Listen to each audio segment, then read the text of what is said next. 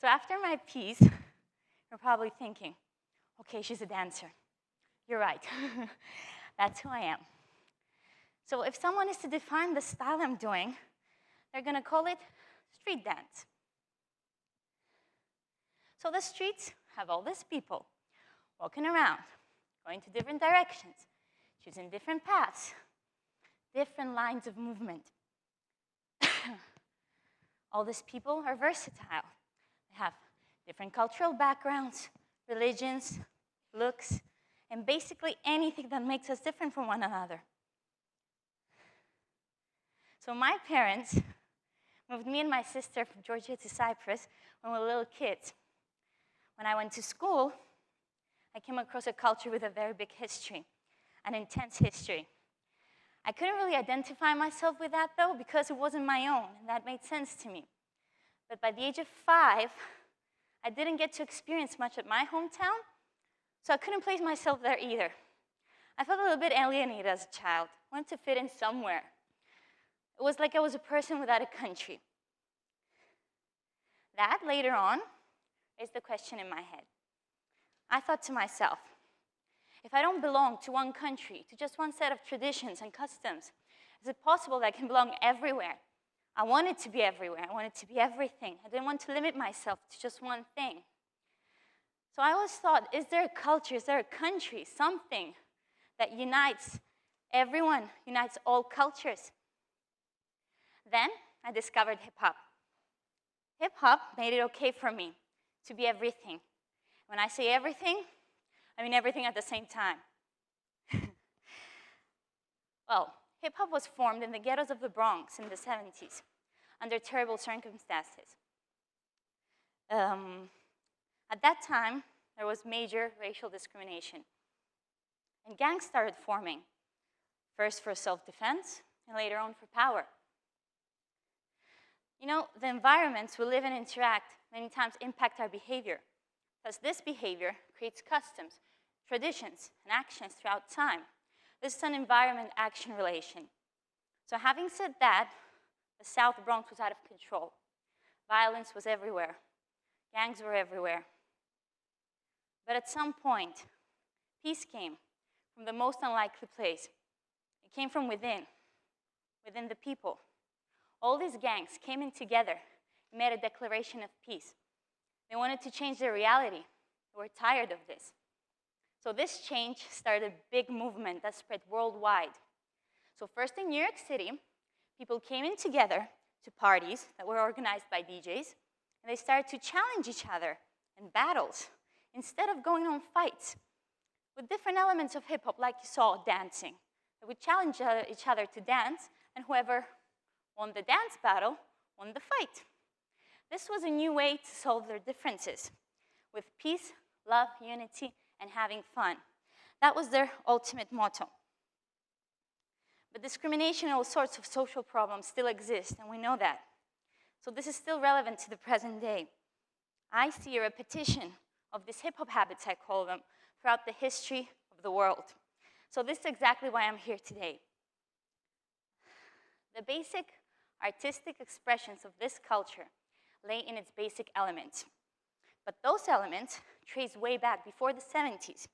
And when they're looked at in depth, they present much more than they seem to be. Dance is not just dance. So, hip-hop was something from nothing. It was created against all odds. Nobody expected this. It was created against its environment.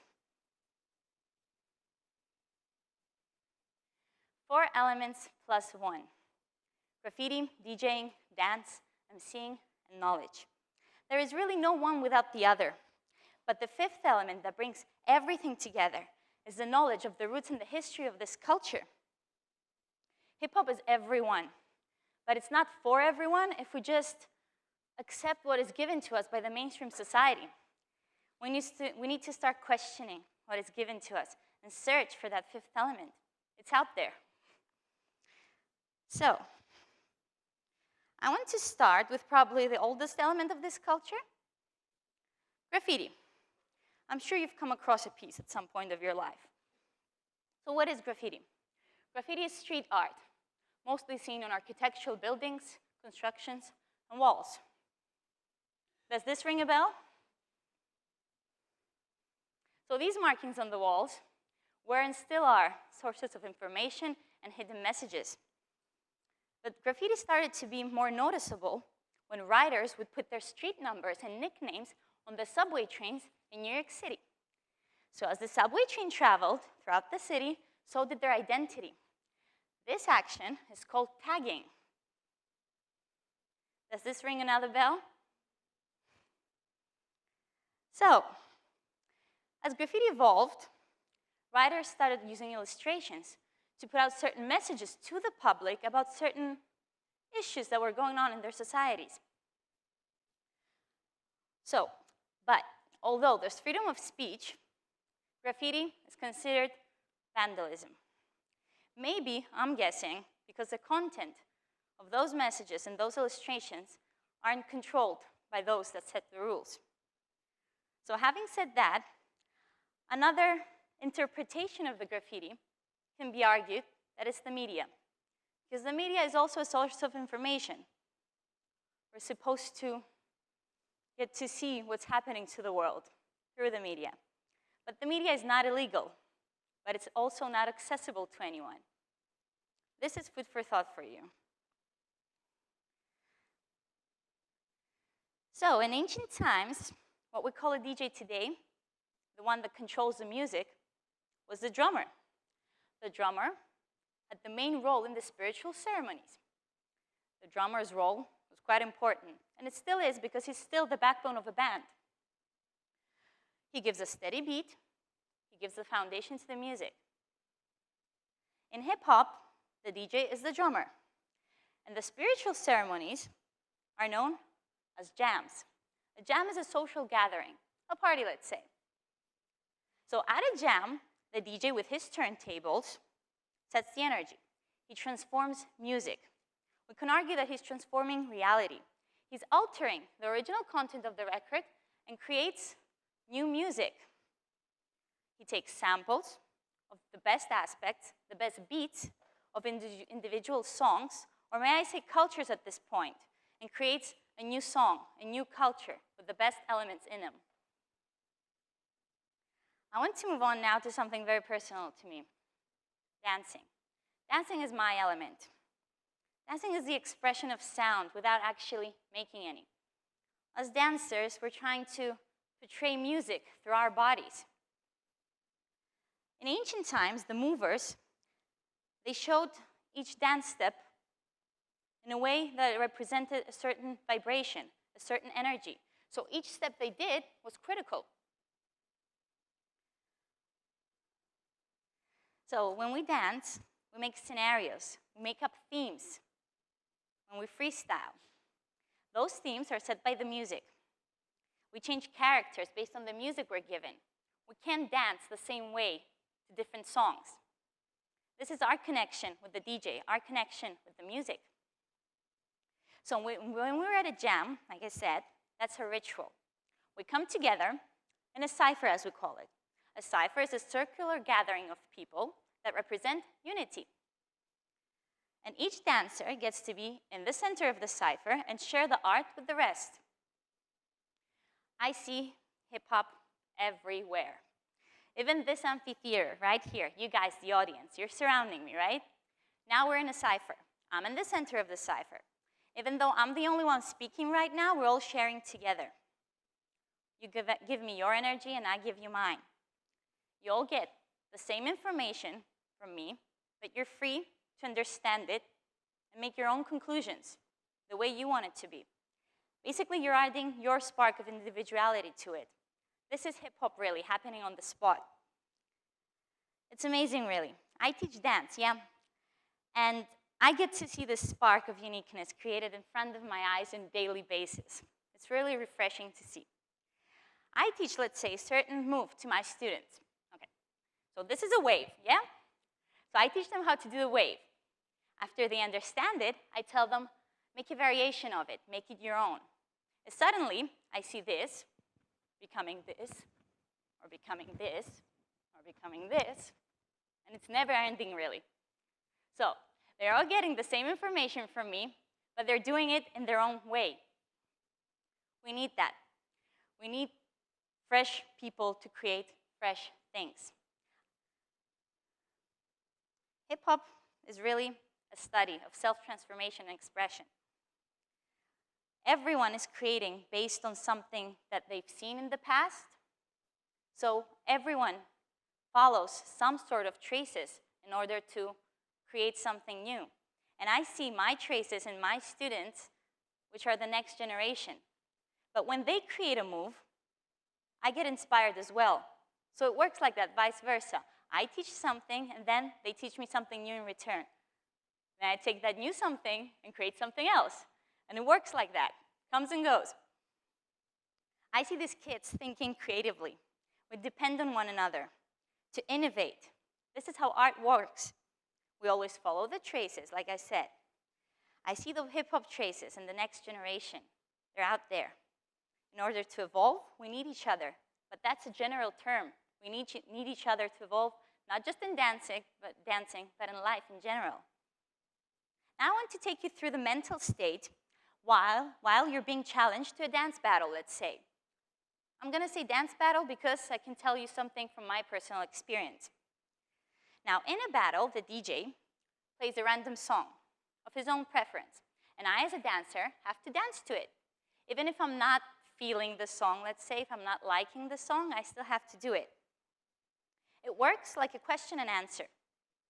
This is our way to get to know each other, me and my opponent. My opponent, let's say, raises a question. They're always trying to make it a tough one, and I'm always trying to come up with a strong answer. And it works like that, vice versa, really. This is basically our way. Instead of talking to each other, we're dancing to each other. Through battling, we put ourselves in the process of creating something under pressure, on spot. I learn each time to react faster and answer better, or make better questions. Depends. There is no losing, really, because every time I do it, I just become a better version of me. Then I take that version of me again to battle. I get emotional fitness out of it, like I call it, because hip-hop is really a state of mind. Every time I battle, my mind becomes fitter. Thus, I'm becoming better, and I advance my skills. We all have this hip-hop habit. We all do. We all battle to songs that we don't like. We all have to come up with answers to very difficult questions that life brings us. And this happens mostly under pressure. Each problem, though, for me, is a challenge, because hip-hop helps me think creatively. And each defeat is a learning procedure of discovering myself and my skills. What hip-hop states, What hip-hop states is that we're always students. Last but not least, I want to move on to the element that gave language and speech to all the other elements. MCing, or rap. So this is basically what we're all doing here today. You guys are listening to all these amazing TEDxNicosia speakers. So the importance and the power of the spoken word can really be argued, right? I'm going to take you back to ancient Greece, though. I'm going to travel a little bit back. Pythia was one of the most known oracles. The oracle is a person speaking words in an unclear, almost codified way. MCs like oracles, speaking words that are understood differently by each person. Rap music is like that. It's pretty much like poetry. Rap works like poetry. Now, the MC's role in a jam is to uplift the crowd. He would say something like, throw your hands in the air, yeah? And he would encourage participation of the audience with the one that's holding a mic. This traces back to the preachers of African-American churches and how they would encourage interaction between the speaker and the audience. But they would say hallelujah, and the people would say hallelujah back. This is called call and response. So today, right now, I want to try this out. I'm going to be your MC, and I'll ask you to have a conversation with me. So when I shout out hip, I want you guys to shout out hop. Okay, so let's try this out. Let's do this. Hip, hip, hip. Yeah, come on, you can do it better. Louder. Hip, hip. There you go. We're getting to it. Thank you very much. But finally, I call everyone to become DJs and sample not new songs, but new mindsets. Find new ways of seeing the world, a versatile world. Take elements of the best aspects of the people you meet and the best aspects of different cultures and sample a big remix of the world. The hip-hop way, as we say, will shape more understanding societies, more open societies. They're against discrimination of any kind. Imagine if we all walk to the same direction. When I mean the same direction, I mean with the same mindset of peace, love, unity, and having fun. Before hip-hop was named hip-hop, the elements existed. But in order to see those elements, we need that fifth element of knowledge. I challenge you all to find hip-hop habits in your everyday life. And always remember that the circumstances that created the ultimate motto in hip-hop and in our lives, peace, love, unity, and having fun. Thank you very much.